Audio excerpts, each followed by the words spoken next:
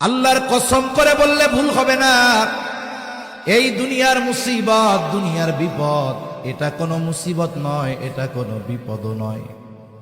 চোখ দুটা যখন বন্ধ হয়ে যাবে, দুনিয়ার মুসিবত আর মুসিবত থাকবে না। আসল মুসিবত তো কিয়ামতের দিন। ওই মুসিবতের দিন দুনিয়ার কেউ আমার আপনার পাশে থাকবে না। কি হবে ওই দিনের অবস্থা?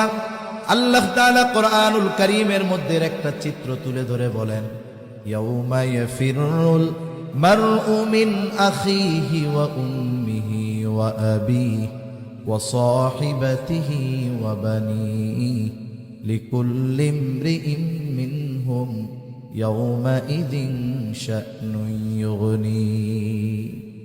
আল্লাহ তাআলা বলেন, কিয়ামতের দিন ভাই ভাইয়ের থেকে পলায়ন করবে। ওয়া উম্মিহি ওয়া আবিহি, পিতামাতার থেকে পলায়ন করবে। ওয়া সাহিবাতিহি ওয়া বানিহি, স্ত্রী সন্তানদের থেকে পলায়ন করবে।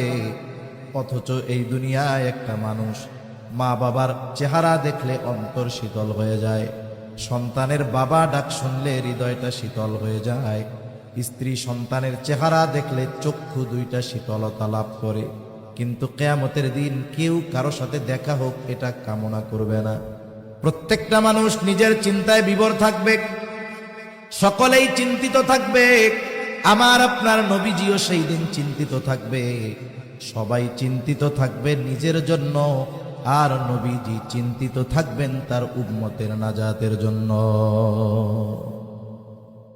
সেই দিন মানুষেরা এমনটাও আল্লাহ তাআলার কাছে বলবে, আল্লাহ, সারা দুনিয়ার সব মানুষকে জাহান্নামে দিয়ে হলেও আপনি আমাকে মাফ করে দেন।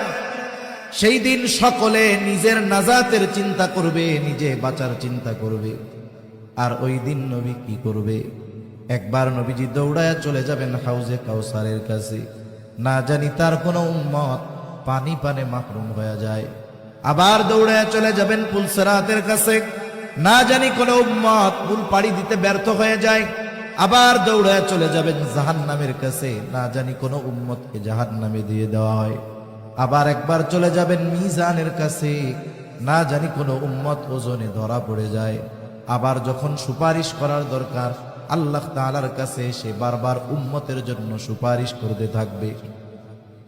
সব নবী সবাই জান্নাত অভিমুখে রওনা হয়ে যাবে, জান্নাতের দোরগোড়ায় পৌঁছায় যাবে। জান্নাতের দরওয়াজা বন্ধ। জিজ্ঞাসা করা হবে, কি ব্যাপার, জান্নাতের দরজা খোলো না কেন? জান্নাতের পাহারাদারেরা জবাব দিবে, যিনি আসলে খোলা হবে, তিনি আসেন নাই। কে সে?